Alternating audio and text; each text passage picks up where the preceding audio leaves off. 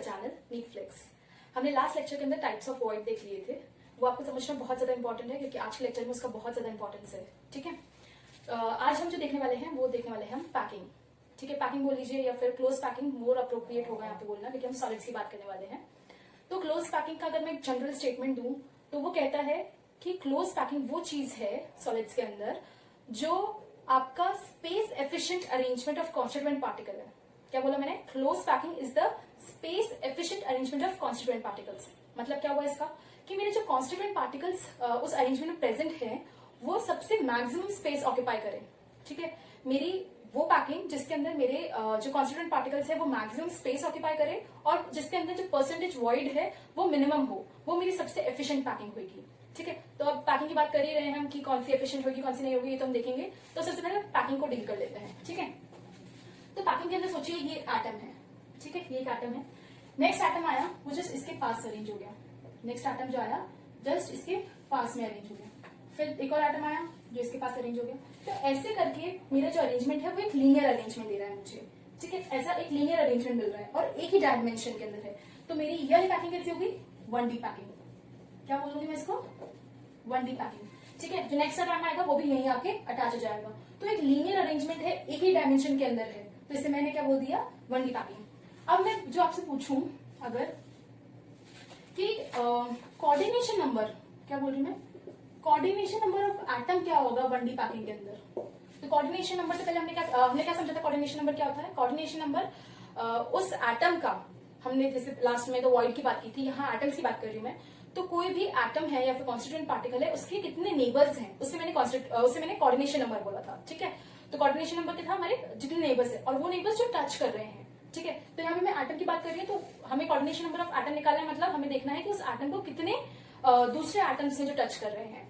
अब एक चीज बहुत इंपॉर्टेंट है कि जब तक आपको मेंशन ना कर दिया जाए कि कोऑर्डिनेशन नंबर कौन से एटम का आपको पूछा है, तो आप हमेशा वही एटम लेंगे जिसके मैक्सिमम नेबर्स हो। उस अरेंजमेंट में, दी गई अरेंजमेंट में मैक्सिमम नेबर्स जिस एटम के पास हैं, आप उसी एटम को चूज करेंगे। ठीक है, अंटिल अनलेस आपको मेंशन ना करें।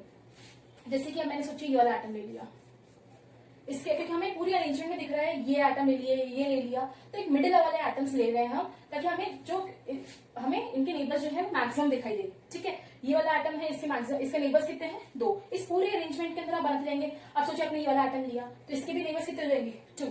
बट अगर आपको बोल दिया कि कॉर्नर वाला एटम जो है उसका कोऑर्डिनेशन नंबर बताइए, अगर आपको स्पेसिफाई किया कि कॉर्नर वाला एटम दिया, तो जैसे ये कॉर्नर वाला एटम है तो इसका कोऑर्डिनेशन नंबर क्या होगा? क्योंकि यहाँ पे कितना एटम टच कर रहा है इसको? सिर्फ 1 ही टच कर रहा है, तो इसका तो कोऑर्डिनेशन नंबर 1 हो गया। पर आपको मेंशन नहीं किया है तो आप वही एटम लेंगे, मतलब पूरे अरेंजमेंट से सिर्फ ऐसा अप्रोप्रिएट एटम लेंगे जो आपको उस पूरे अरेंजमेंट के अंदर, मतलब अगर सोच लीजिए अगर मैंने एक और एटम यहाँ डाल दिया तो अभी कॉर्नर वाला नहीं रहा, या फिर मैंने एटम यहाँ ऐड कर दिया अभी कॉर्नर वाला नहीं रहा, तो हमें अनसर्टेनिटी पे नहीं चल रहा। हमें जो चीजें बिल्कुल प्रॉपर सर्टेन है और जो 110% श्योर है हम जिस चीज के बारे में, वही लेकर चलना है। तो कोऑर्डिनेशन नंबर अगर आपको 1D पैकिंग के अंदर पूछ ले और अगर कोई स्पेसिफाई नहीं कर रखा है तो आप कॉन्सेप्ट क्या बोलेंगे? 2, क्योंकि हमें मिडिल वाला एटम ही लेकर चलना है जिसके मैक्सिमम नेबर्स है। ठीक है, अब सोचिए ये मेरी 1D अरेंजमेंट है, ये भी मेरी 1D अरेंजमेंट दिख रही है, ये भी मेरी 1D अरेंजमेंट दिख रही है। अब मेरे जो दूसरे एटम्स हैं वो आके अब नीचे से आ रहे हैं एटम्स। अब एटम आया और जस्ट इसके नीचे फर्स्ट लेयर है, जस्ट उसके नीचे वाले एटम बिल्कुल उसी के जैसे अरेंज हो गए। ठीक है, जो फर्स्ट लेयर है जस्ट उसी के नीचे आके अरेंज हो गए जो नए वाले एटम्स आ रहे हैं मेरे। ठीक है, एक पॉसिबिलिटी ये है। दूसरी ये है कि मेरे जो नए एटम्स आ रहे हैं वो पुरानी वाली लेयर में अब 2 एटम्स के बीच में आ रहे हैं। ठीक है, ऐसा हो रहा है कुछ अरेंजमेंट।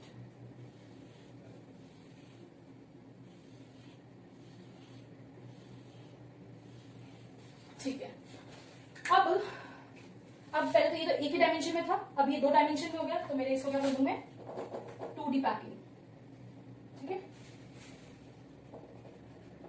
1D के अंदर था, अभी 2D पैकिंग नहीं, 2D arrangement, sorry 1D arrangement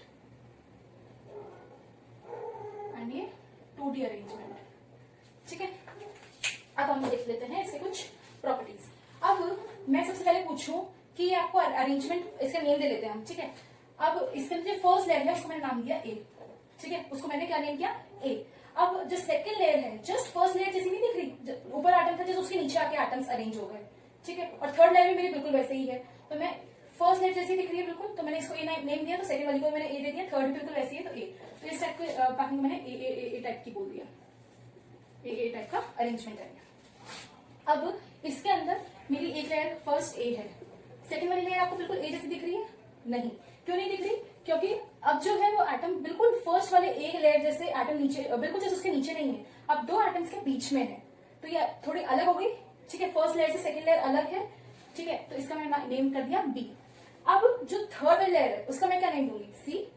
नहीं, उसका मैं नेम सी नहीं दूंगी। क्यों?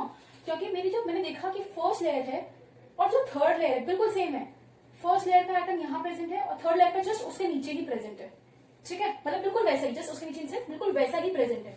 ये है जैसे सोचिए, अब बिल्कुल वैसा ही यहाँ पे भी प्रेजेंट है, ठीक है। तो मतलब फर्स्ट लेयर और जो थर्ड लेयर है वो बिल्कुल सेम दिख रही है, तो उसका भी मैंने नेम क्या कर दिया? ए।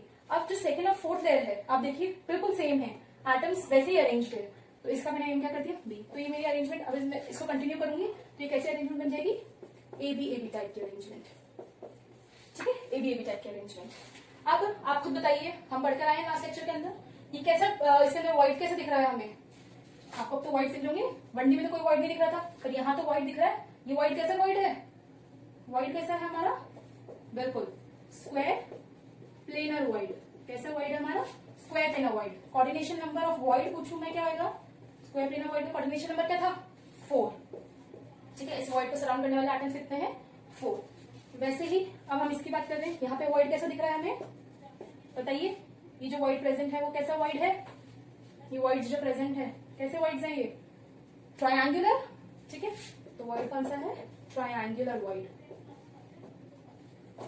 फिर कोऑर्डिनेशन नंबर पूछूं मैं व्हाइट का, हमें ट्रायंगुलर व्हाइट का कोऑर्डिनेशन नंबर क्या था? कितने एटम उसको सराउंड कर रहे हैं, कितने नेबर्स है उसके? 3, ठीक है। अब मैं पूछूं coordination number of atom, coordination number of atom, तो मैं कौन सा एटम चूज करूंगी जिसके अंदर मुझे मैक्सिमम नेबर्स मिल रहे हैं उस अरेंजमेंट के? तो मैंने ये एटम चूज किया, आप ये भी चूज कर लीजिए, कोई दिक्कत नहीं है, ठीक है। तो इसके कितने नेबर्स हैं? नेबर्स कौन से? जिसको टच कर रहे हो, ठीक है, जिसको टच कर रहे हो, तो 1 2 3 4 जो बिल्कुल इसको टच कर रहे हैं वो से नेबर्स हैं। ये नेबर्स नहीं है, ये इस एटम को टच नहीं कर रहे हैं। आपको दिख रहा है ये टच करता हुआ? नहीं, ये डायरेक्टली टच कर रहे हैं इनको। आपने ये वाला दिया तो इसके अंदर 1 ये इसको टच कर रहा है, ये टच कर रहा है, ये टच कर रहा है और ये वाला टच कर रहा है, ठीक है, तो मैंने ये ले लिया। तो कोऑर्डिनेशन नंबर इस एटम का क्या हो गया? 4, ठीक है। वैसे अब कोऑर्डिनेशन नंबर यहाँ पे एटम की बात करूं तो मैं क्या हो जाएगा? मैंने सोचा ये वाला एटम ले लिया, तो कितने एटम इसको जो डायरेक्टली टच कर रहे हैं? 1 2 3 4 5 6, 1 2 3 4 5 6, ये 6 है जिसको डायरेक्टली टच कर रहे हैं, ये टच नहीं कर रहे हैं तो ये इसके नेबर्स नहीं है, ठीक है ना। जो डायरेक्ट कॉन्टैक्ट के अंदर है वही इनके नेबर्स होते हैं। कोऑर्डिनेशन नंबर ऑफ एटम क्या हो गया? 6, ठीक है। बहुत अच्छे से आपको ध्यान रखना है कि एग्जामिनर आपको पूछ कर रहा है, कोऑर्डिनेशन नंबर ऑफ व्हाइट बोल रहा है, कोऑर्डिनेशन नंबर ऑफ एटम पूछ रहा है, क्या पूछ रहा है, ये अच्छे से क्वेश्चन में मेंशन होता है और आपको ढंग से पढ़ना होगा, ठीक है। अब ये बात कर ली, अब मैं बात करती हूँ कि मैं अब इस अरेंजमेंट में कोई ऐसी चीज देखूं जिसके रेपिटेशन से, मैं क्या बोल रही हूँ, कोई ऐसी चीज मेरे को मिल जाए जिसके मतलब, क्योंकि मैं पूरा अरेंजमेंट तो लाके नहीं रख सकती ना, मैं मतलब ये तो फिर मैं पूरे सॉलिड को तोड़ के देखूं, या फिर मैं देखूं कि वो उसको बनाऊं, मैं तोड़ने के लिए मैं सॉलिड को बनाऊं, तो मुझे इनिशियल कोई चीज चाहिए होगी ना, कोई स्मॉलेस्ट यूनिट चाहिए होगी जिसके रेपिटेशन से मुझे वो पूरा अरेंजमेंट मिल जाए, तो उसी स्मॉलेस्ट चीज को हम यूनिट सेल बोलते हैं। क्या बोल रही हूँ मैं? यूनिट सेल क्या होता है हमारा? यूनिट सेल है हमारा वो स्मॉलेस्ट यूनिट, अरेंजमेंट की वो स्मॉलेस्ट यूनिट जो जिसके रेपिटेशन से, डिफरेंट डायरेक्शन के अंदर जिसके रेपिटेशन से हमें वो पूरा अरेंजमेंट मिल जाए, ठीक है। So the unit cell is that smallest unit which when repeated in different directions give the whole arrangement, the entire arrangement, ठीक है। और एक और इम्पोर्टेंट पार्ट, वो यूनिट सेल उस अरेंजमेंट के सारे कैरेक्टरिस्टिक प्रॉपर्टी बताना चाहिए। क्या बोल रही हूँ? वो यूनिट सेल उस अरेंजमेंट की सारी कैरेक्टरिस्टिक प्रॉपर्टी बताना चाहिए, तभी उसे यूनिट सेल माना जाएगा, ठीक है। तो हम यहाँ देखते हैं,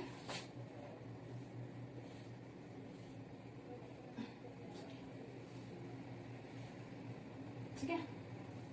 तो हमें दिख रहा है कि मैंने इसको अगर फर्दर अगर रिपीट किया, सोचिए यहाँ पे भी एक एटम प्रेजेंट है, तो मैंने इसको रिपीट किया, तो इस मैंने ये जो चीज इसके ये जो क्वेश्चन लिया है मैंने इस पूरी अरेंजमेंट का, इसको अगर मैं रिपीट करती जाऊं तो मुझे पूरा अरेंजमेंट मिल जाएगा, तो इसका मैंने नाम क्या दे दिया? ये मेरे इस अरेंजमेंट का यूनिट सेल है, ठीक है। तो तो ये मेरी अरेंजमेंट का यूनिट सेल है। अब ये यूनिट सेल दिख कैसे रहा है, यूनिट सेल कैसे दिख रहा है, स्क्वायर दिख रहा है। तो मैं इस अरेंजमेंट का नाम कैसे दे सकती हूँ, इस अरेंजमेंट को मैं क्या बोल सकती हूँ, स्क्वायर क्लोज पैकिंग। क्या बोल सकती हूँ मैं इस अरेंजमेंट को, स्क्वायर क्लोज पैकिंग। वैसे मैं यहां पे देखूं, यहां पे इसकी रेपिटेशन अगर आप आगे करते जाएंगे तो आपको बिल्कुल एज इट इज क्या मिल जाएगा, आपको यूनिट सेल मिल जाएगा। तो मैंने यहां देखा ये कैसी ज्योमेट्री बन रही है मेरी, हेक्सागोनल। तो मैं इस अरेंजमेंट को क्या बोल सकती हूँ, हेक्सागोनल क्लोज पैकिंग। क्या बोलते हैं मैंने इसको, हेक्सागोनल क्लोज पैकिंग। ठीक है, तो इसको मैंने SCP बोल दिया और इसको मैंने HCP। तो 2D के अंदर मेरे दो टाइप के क्लोज पैकिंग हो सकते हैं, एक हो सकता है SCP और एक हो सकता है HCP। ठीक है, अब आप पूछेंगे कि क्या ये नहीं हो सकता यूनिट सेल, क्या ये नहीं हो सकता यूनिट सेल, इसके अरेंजमेंट से भी तो मुझे पूरा मिल रहा है। बिल्कुल मतलब अगर मैंने इसको रिपीट किया पूरा अरेंजमेंट नहीं मिल जाएगा मुझे, बिल्कुल हो सकता है। ये भी हमारा यूनिट सेल हो सकता है, ये भी हमारा यूनिट सेल है। तो इसमें कोई कंफ्यूजन वाली बात नहीं कि आप कौन सा कंसिडर करें। ठीक है, आप कोई सा भी यूनिट सेल ले सकते हैं, बट हमने इसी को क्यों चूज किया, क्योंकि हमारे को सारी चीजें बता रहा है कि कोऑर्डिनेशन नंबर बता रहा है एटम का।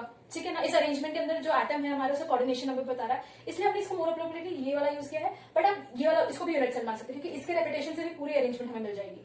आपको मतलब कंफ्यूजन की जरूरत नहीं है। जब हम पैकिंग एफिशिएंसी निकालेंगे, मैं इन दोनों टाइप के यूनिट, इसमें और भी बहुत अलग अलग टाइप का यूनिट सेल प्रेजेंट हो सकते हैं। तो हम इसको कंफर्म करने के लिए कि क्या ये यूनिट सेल जैसे बिहेव कर सकता है या नहीं कर सकता है, तो हम जब पैकिंग एफिशिएंसी निकालेंगे तब हम इन दोनों के थ्रू निकाल के देखेंगे पैकिंग एफिशिएंसी। अगर सेम आ रही होगी तो उसको भी कंसिडर कर सकते हैं यूनिट सेल, कोई दिक्कत नहीं है। ठीक है ना, तो बट हमने जो एनसीईआरटी है उसके अकॉर्डिंग हमने इसी को यूनिट सेल माना है, और ये अप्रोप्रिएट भी है क्योंकि यहाँ पे हमें कोऑर्डिनेशन नंबर वगैरह सब पता चल रहा है। ठीक है, वैसे यहाँ पे है तो ये ट्राइंगल को भी हम यूनिट सेल मान सकते हैं। ठीक है, तो बट वही बात आ जाएगी, यहाँ पे भी कोऑर्डिनेशन नंबर ऑफ एटम पता नहीं चल पा रहा है हमें, इसलिए हमने इसको यूनिट सेल माना है। और ये भी यूनिट सेल ही है, गलत नहीं है ये बिल्कुल भी। आप इस ट्राइंगल जैसा जो दिख रहा है उसको भी आप यूनिट सेल मान सकते हैं, कोई गलत बात नहीं है। ठीक है, अभी हमने ये देख लिया कि क्या हो रहा है। अब मैं एक और चीज बताना चाह रही थी। ठीक, इसको मैं मिटा रहा हूं। अगर मैं आपको पूछूं यूनिट सेल, अगर ये जो यूनिट सेल है उसको मैंने दो पार्ट में डिवाइड कर दिया। एक मैंने बोल दिया प्रिमिटिव यूनिट सेल और एक मैंने बोल दिया सेंटर्ड यूनिट सेल। ठीक है, एक मैंने बोला प्रिमिटिव यूनिट सेल और एक मैंने बोला सेंटर्ड यूनिट सेल। तो प्रिमिटिव यूनिट सेल वो होते हैं जिनके सिर्फ कॉर्नर पे एटम्स प्रेजेंट हो। ठीक है, जिनके सिर्फ कॉर्नर पे एटम प्रेजेंट हो। और एक मैंने बोल दिया सेंटर्ड वो होते हैं जिनके कॉर्नर पे तो प्रेजेंट हो बट डिफरेंट साइड्स पे, other than corners, other than corner पे भी प्रेजेंट हो। ठीक है ना, जो हमारे एटम्स हैं वो कॉर्नर पे भी प्रेजेंट हो और उसके अलावा भी अगर कहीं प्रेजेंट है तो सेंटर्ड यूनिट सेल हो गए और प्रिमिटिव कौन हो गए, जिनके सिर्फ कॉर्नर पे प्रेजेंट हो। तो अगर सोचो मैंने इसको नेम दे दिया 1, ये है मेरा 2, ये मेरा 3, ये मेरा 4। तो अब मैं अपने कैटेगरी में डिवाइड करना चाहती हूँ। तो जो फर्स्ट वाला है, ठीक है, फर्स्ट वाला मेरा जो यूनिट सेल दिख रहा है मुझे, तो वो कौन सी कैटेगरी के अंदर आएगा, क्योंकि इस यूनिट सेल में जो एटम्स है वो सिर्फ कॉर्नर से प्रेजेंट है, तो मेरा फर्स्ट वाला प्रिमिटिव हो जाएगा। सेकेंड वाला कॉर्नर्स पे तो प्रेजेंट है ही और एक सेंटर में भी प्रेजेंट है, तो ये सेंटर्ड में आ जाएगा। ठीक है, अदर देन कॉर्नर, तो वो सेंटर में प्रेजेंट है। जैसे अब मेरा तो थर्ड वाला है, वो कॉर्नर्स पे तो प्रेजेंट है ही हेक्सागन के और एक सेंटर में भी प्रेजेंट है, तो मेरा थर्ड वाला यूनिट सेल किसमें आ गया, सेंट्रल यूनिट सेल में। फोर्थ वाला है, फोर्थ वाला सिर्फ कॉर्नर से प्रेजेंट है, तो मेरा ये कैसा हो गया, प्रिमिटिव। एक बात आपको कंफ्यूजन ना हो, आप जो यूनिट सेल है वो आप बोलते हो सबसे स्मॉलेस्ट यूनिट। आप यहाँ पे नहीं बोलोगे कि ट्रायंगुलर वाला जो है वो तो सब स्मॉल दिख रहा है हेक्सागन से, तो अपन ने इसी को क्यों नहीं ले लिया। आप, मैं बता रही हूँ आपको कि आप इसको भी यूनिट सेल मान सकते हो, क्योंकि इसके रेपिटेशन से भी आपको मिल जाएगा। आप सिर्फ ये क्या, यहाँ पे एक पैरेललोग्राम भी दिखेगा आपको, अगर आप देखना चाहेंगे ना, ये भी एक यूनिट सेल है। ठीक है, ये भी एक यूनिट सेल है, बट आपको कंफ्यूज ना हो, आपको उसमें सारी चीजें दिख रही हो, इसलिए सिर्फ एनसीईआरटी वालों ने आपको ये वाले यूनिट सेल दिखाए, जबकि ये भी यूनिट सेल हो सकते हैं आपके, बट आपको उसमें सारी चीजें दिखनी चाहिए। आपको कोऑर्डिनेशन नंबर, वॉइड्स, सब कुछ दिखाने के लिए आपको सबसे अप्रोप्रिएट यूनिट सेल जो दिखा, ताकि आपको कंफ्यूजन ना हो कि कौन सा चूज करना है अपन को, इसलिए आपको एनसीईआरटी के अंदर ये वाले दिए हुए हैं। ठीक है, बाकी आपको मानना चाहो तो इनको भी मान सकते हैं। और जब हम पैकिंग एफिशिएंसी निकालेंगे, मैंने आपको पक्का 110% श्योर बोल रही हूँ कि मैं आपको सब सारे टाइप के यूनिट सेल से निकाल के दिखाऊंगी, और सबकी देखना पैकिंग एफिशिएंसी सेम आती है डिफरेंट आती है, ये आगे वाले लेक्चर में देखेंगे। ठीक है, तो आज हमने क्या क्या देख लिया, हमने 1D पैकिंग देख ली और 2D पैकिंग देख ली। सॉलिड के अंदर वैसे 3D पैकिंग होती है, बट हमें समझने के लिए हमेशा स्टेप बाय स्टेप चलना है, इसलिए हमने 1D और 2D को डिस्कस किया। 2D के अंदर हमने 2 टाइप की पैकिंग एफिशिएंसी देखी, पैकिंग देखी। हमने 2 टाइप की पैकिंग देखी, एक देखी हमने SCP स्क्वायर क्लोज पैकिंग, और एक देखी हमने HCP हेक्सागोनल क्लोज पैकिंग। ठीक है, उसके अंदर हमने कोऑर्डिनेशन नंबर एटम का भी देख लिया, वॉइड कौन से प्रेजेंट है वो भी देख लिया, हमने यूनिट सेल देख लिया, यूनिट सेल को हम डिवाइड कर दिया primitive and centred unit cell. So that's all for today. Next class के अंदर हम पैकिंग एफिशिएंसी पढ़ने वाले हैं, सो प्लीज इसको बहुत अच्छे से समझ लीजिएगा, क्योंकि पैकिंग एफिशिएंसी इसी पे बेस्ड आएगी पूरी। ठीक है, so thank you for today.